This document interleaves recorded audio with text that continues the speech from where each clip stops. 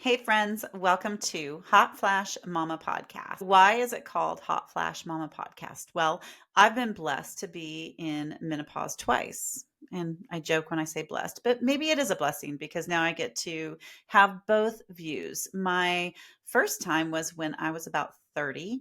I was medically induced by a hormone that I was taking for birth control. It was after my second child and I didn't want to have any more children at the time. So I was taking a birth control, and that put me in a full blown menopause. When your hormones come to a screeching halt instead of rolling slowly to a stop, it actually has a lot of different experiences than it does when you have it normally, like in your mid 40s or mid 50s. I actually found out after probably a couple of years of being in menopause and thinking I was going crazy. It was one of the most traumatic things that I have ever been through. So I learned how to bring myself out of menopause and had a normal cycle for almost 20 years. Now in my mid 50s, I am in menopause again, having menopausal symptoms, but they happen differently. I've been doing health and nutrition for about 25 years. I have a lot of information to provide nutritionally and emotionally to help people that are going through menopausal problems. I also started doing interviews, and it has been incredible. And I am loving supporting other women in their adventures and what they've been called to do while supporting what I've been called to do. If you need help in something that you're not finding, please send me an email at thehotflashmama@gmail.com or leave a question in the comments. When I first heard about self-care and self-love, I'm like, I don't have time to do that. But when you're on a plane and the plane drops down those little oxygen bags, they tell you to first put yours on so that you can help other people. Because if you don't, you pass out and then you can't help anybody. Taking care of yourself is what self care is. Let's talk about self care and how it differs from selfish. I always thought that self care was kind of selfish. It isn't. A lot of us get burnt out, a lot of us get tired. And maybe honestly, we're not taking care of the people in our lives as well as we could be if we were also taking better care of ourselves. Self care means working on our mindset and working on what we do for our bodies. I am now a grandparent, and for me, what that means is I have to go through little ones again.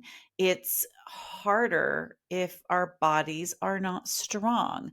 So, taking care of ourselves in a way of eating foods that are more nutritionally dense, taking more supplements that are going to be helpful for building stronger, healthier bodies, exercising. You don't have to exercise hours a day to get results, but anything is an improvement. It's never too late to start taking care of yourself until it is too late. How about just staying healthy so that we don't get that call from the doctor that says we need to focus on this? So let's take care of ourselves now. Let's make an effort to eat a little healthier if that's what it takes. Let's make a little effort to start walking or doing some weights. I actually saw some photos about different women that were in their 80s. These women had taken care of themselves in a specific way. There was a runner and an aerobics instructor. There was a weightlifter. Then there was a woman that was a nutritionist. And in those four photos, the one that physically looked the best, not just their face and their skin, but overall, was the one that lifted weights. She wasn't a bodybuilder, but she did focus more on weights. That is something that opened my eyes. We need to add in a variety, but cardio can increase your cortisol production. Your skin's elasticity can actually go down. I have noticed is that almost every woman can do a little walking, not at a fast pace necessarily, and a little bit of weightlifting, even if it's having 5 or 10 pound weights, little changes that you can make that will make a huge difference. Let's talk about diet. We're not getting nutrition from what we're eating, and we're not taking a supplement and that equals medications. We just need to really be more mindful of what we put into our mouth. What does that look like? I'm going to give you the acronym of CRAP: caffeine, refined flours, alcohol, and processed sugar. I can tell you personally that I am more addicted to sugar than I am probably anything else. So it is hard for me to cut that out.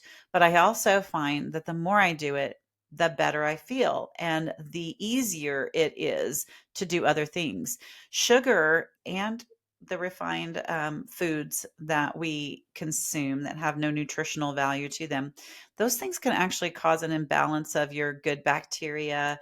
They can cause things like yeast or candida, which can interfere with your weight, your health, your focus, like brain fog. A lot of times, brain fog is from eating too much sugar and refined and processed foods.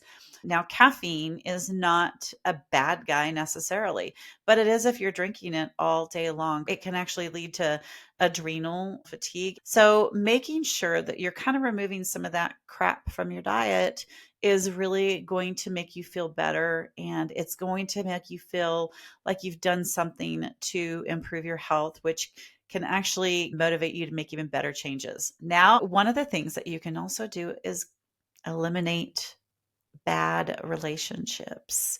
If you're around somebody a lot and they make you feel bad about yourself, or you've noticed that you feel bad afterwards, you need to reevaluate some of these relationships.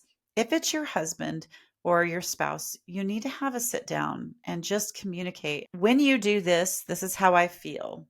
Let's communicate and build something that doesn't leave me feeling this way. I want to feel happy to be with you. I want to enjoy our time together.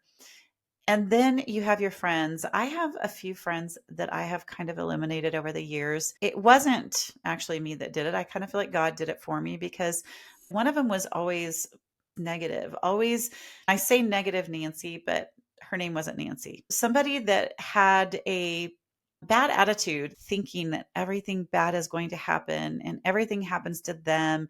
They're always the victim.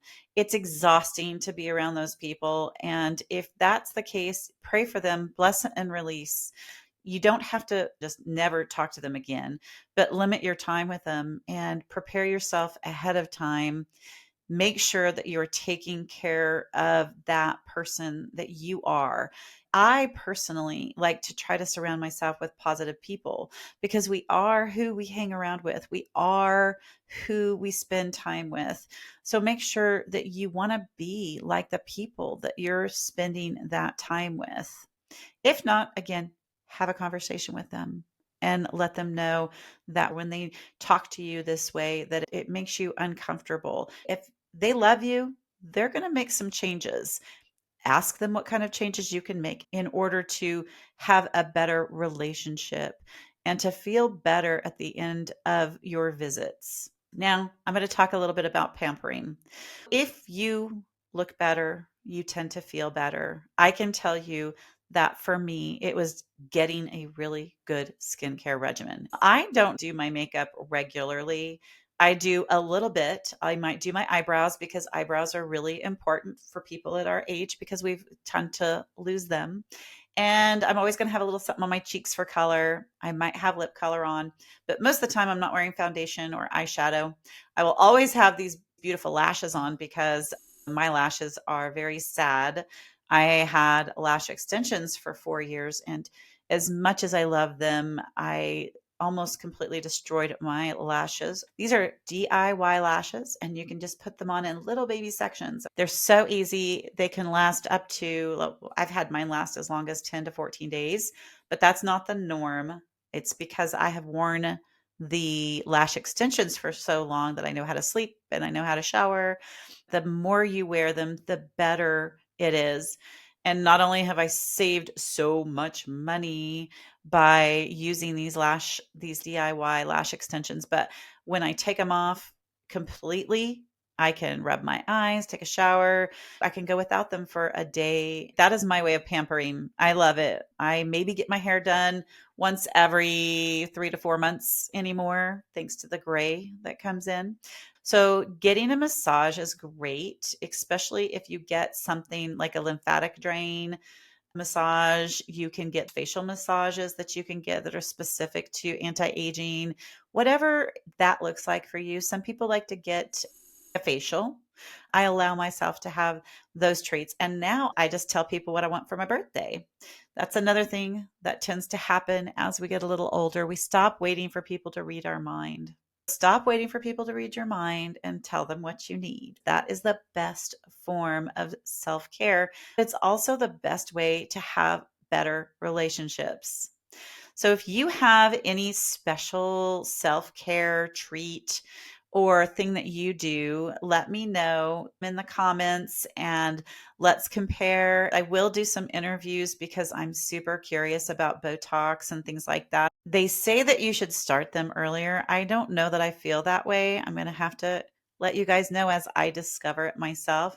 If there's anything that you would love for me to explore so you don't have to, let me know within reason. I will try to do it. All right. I hope that you realize that this is an informational show that is mostly my opinion or the opinions of my guests.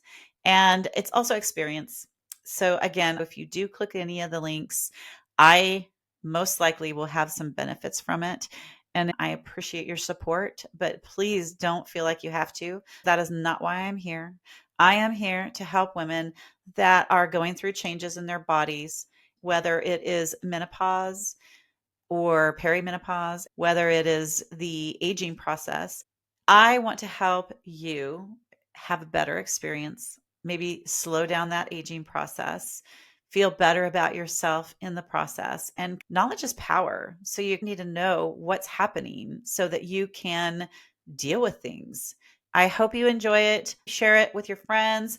If you like and subscribe, that would mean the world to me. See you next time on Hot Flash Mama Podcast.